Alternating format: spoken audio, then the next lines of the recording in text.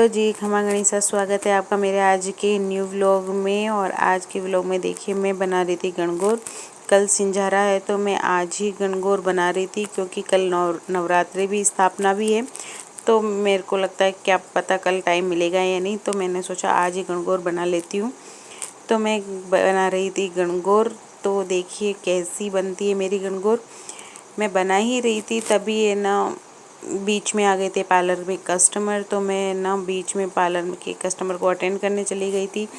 उसके बाद वापस आई और गणगौर जैसे ही बनाने लगी तो आ गया मेरी मम्मी का फ़ोन। तो मैंने मम्मी से बात की तो पता चला कि आज जब गणगौर बनाऊंगी तो हो जाएगी वो 3 दिन की, क्योंकि आज हो गया सिंजारा हो गया और तीसरे दिन गणगौर है। तो इस तरीके से गणगौर को सिंजारे के दिन ही बनाते, लेकिन मैं अपने टाइम के हिसाब से आज बना रही थी। तो मैंने बनाना स्टार्ट किया, मम्मी से बात की तो मम्मी ने कहा कि नहीं आज गणगौर नहीं बनेगी। तो मैंने गणगौर को अधूरा ही छोड़ दिया, वो पूरी बन ही नहीं पाई, उससे पहले ही बीच में रह गई, क्योंकि मैं बीच में पार्लर में चली गई थी। पार्लर में से वापस आई जब तक बहुत टाइम हो गया था, तो मैं ना गणगौर को आधा ही बना पाई। तो देखिए गणगौर तो हमारी अधूरी रह गई। तो मैंने कहा चलो ठीक है, अब माता जी की ड्रेस बना लेते हैं, क्योंकि माता जी की कल नवरात्र स्थापना भी है। तो हमारे खेत में माता जी है तो हमें उसके लिए ड्रेस बनानी थी। तो मैंने ले लिया है लहंगे के लिए कपड़ा। रेक्टेंगल कपड़ा है जिसमें हमने लहंगे की लंबाई ली और चौड़ाई अपनों को जितना आप घेर करना चाहे उतनी चौड़ाई आप ले सकते हैं। तो मैंने लहंगे की अपने हिसाब से जितना मेरे पास कपड़ा था और जितनी में हमारी मूर्ति चौड़ी है उस हिसाब से कपड़ा लिया। और उसके ऊपर देखो मैंने गोटे की डिज़ाइन बनाई है। यहाँ पे आप गोटे से डिज़ाइन बना सकते हैं। तो मैंने यहाँ पे पार्चे का कपड़ा था, तो इसके ऊपर देखो लहंगे के लिए मैंने ये डिज़ाइन बनाई है।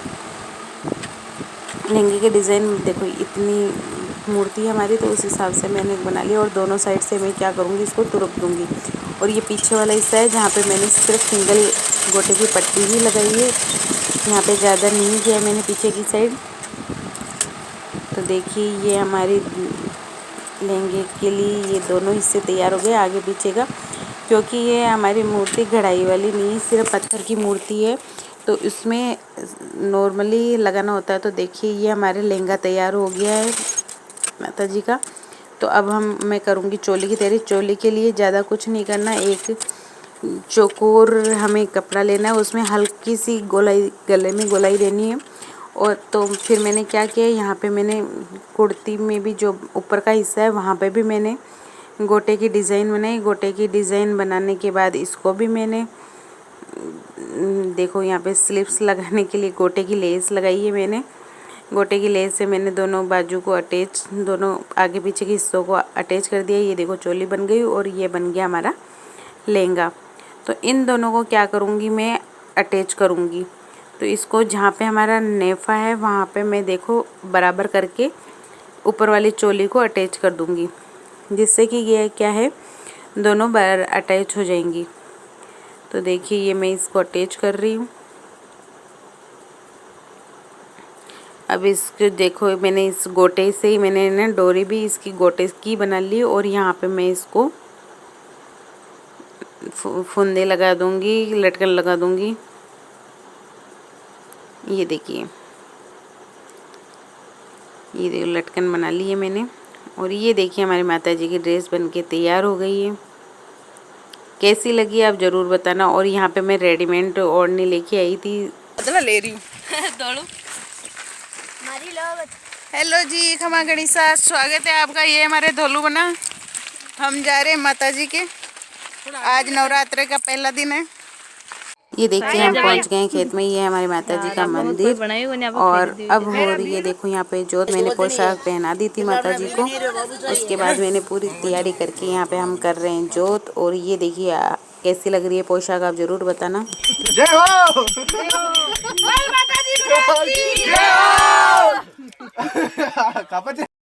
देखिए हम वापस आ गए माता जी से और हमें मिले ये देखो घोंसले चिड़िया के घोंसले, जिसमें बहुत बहुत डिजाइन है। और गई देखो, एक टोकरी स्टाइल रखिए, एक है ये टोकरी स्टाइल, दूसरा है ये गुफा स्टाइल। इसमें देखो नीचे की साइड से चिड़िया घुसती है, पकड़ो।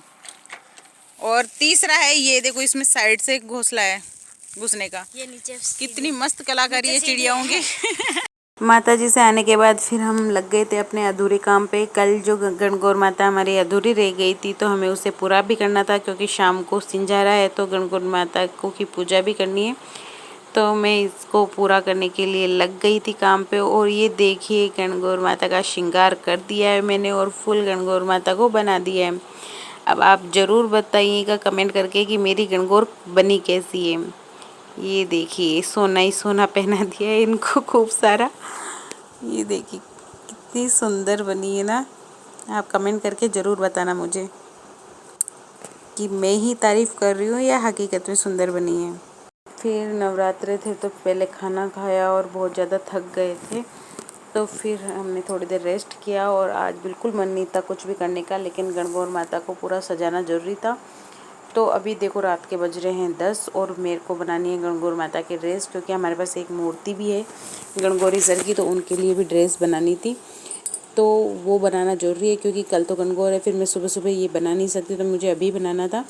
तो देखिए कपड़े पे जब तक डिज़ाइन ना करे तब तक डिज़ाइन कपड़ा अच्छा नहीं लगता या कोई भी ड्रेस अच्छी नहीं लगती। तो मैं यहाँ पे सबसे बेस्ट लगता है गोटे की डिज़ाइन करना। तो ये देखो लहंगे के लिए मैंने डबल लफा लगा दिया है। और यहाँ पे नेफे के लिए सबसे पहले मैंने मोटी मशीन कर रही और फिर उसको धागा खींच के यहाँ पे मैं सलवट डाल लूँगी। इस तरीके से यहाँ पे मैं सलवट डाले और फिर मैंने क्या किया, देखो मैं कमर नाप लूँगी गणगौर माता की कितनी है। उसके बाद मैं यहाँ अलग से नेफा नहीं लगा रही हूँ, मैं गोटे से ही नेफा लगा रही हूँ। यहाँ पे देखिए यहाँ पे मैं जहाँ जितने हमने सलवट दी है कमर में उसी हिसाब से यहाँ पे गोटे को मैं मशीन से सिलाई कर लूँगी और नेफा लगा लूँगी, क्योंकि माता जी की क्या है नेफा भी चमक धमक वाला हो तभी अच्छा लगता है। तो देखिए यहाँ पे मैंने नेफे को लगा लिया और यहाँ पे डबल मशीन फेर दी है जिससे कि यहाँ पे फिनिशिंग आ सके। और ये देखो मेरा लहंगा तैयार है। तो अब मैं करूँगी ऊपर की चोली की कटिंग। तो चोली के लिए देखो मैंने गला कटिंग किया और बीच से ऐसे कट कर दूँगी जिससे कि पहनाने में आसानी हो। और ये देखो मैंने बाजू कट कर लिया। बाजू में कुछ नहीं करना, ऊपर की साइड बस नॉर्मल कट करना और दोनों साइड अटैच कर देंगे।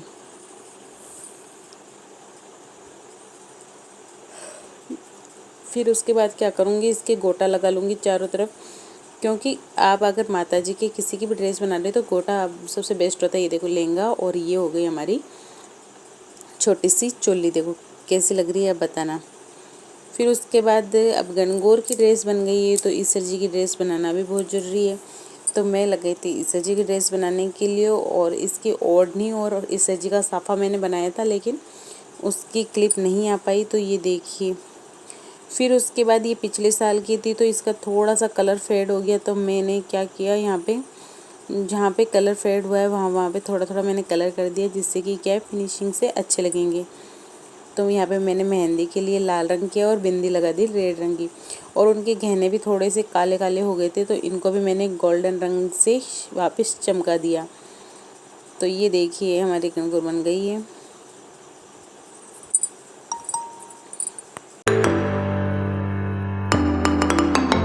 दूसरे दिन देखिए मैं लगी थी गणगौर माता की पूजा करने के लिए। तो मैं कर रही हूँ यहाँ पे देखिए गणगौर माता की पूजा। हमने यहाँ पे गणगौर माता को रख दिया है और यहाँ पे कर रही हूँ मैं पूजा। यहाँ पे क्या है, गणगौर माता के यहाँ पे थोड़ी सी देर ही बैठ सकते हैं, क्योंकि मेरा बेटा है ना इतना बदमाश है, इनको नीचे रखने नहीं देता। जितनी देर पूजा की थी उतनी देर ही मुश्किल से रख पाए। अब देखो ये मैं पाटा धो रही हूँ।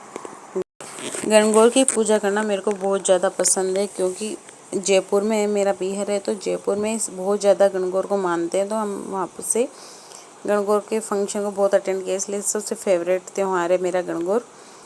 तो देखिए ये मैंने पूजा कर ली और यहाँ पे देखिए मैं पूरी रीति रिवाज से मैं पूजा कर रही थी यहाँ पे। फिर उसके बाद देखिए ये है लास्ट में पूजा करने के बाद मैंने लगाया धूप भगवान को भोग लगाने के लिए। तो यहाँ पे मैंने किया धूप। उसके बाद चली गई थी मैं बाहर सूरज को अर्घ देने के लिए और गणगौर का घाघरा बनाने के लिए। ये देखिए ये बना दिया मैंने और सूरज भगवान को किया नमस्कार और घूमर घाल के मैं वापस आ गई। और उसके बाद चले गए थे हम, देखो यहाँ पे मंदिर में हो रही थी गणगौर और ईश्वर जी की शादी, तो हम उसको अटेंड करने के लिए चले गए। और व्लॉग कैसा लगा प्लीज़ आप मुझे कमेंट करके ज़रूर बताइएगा। व्लॉग अच्छा लगे तो please like share and subscribe. Bye bye.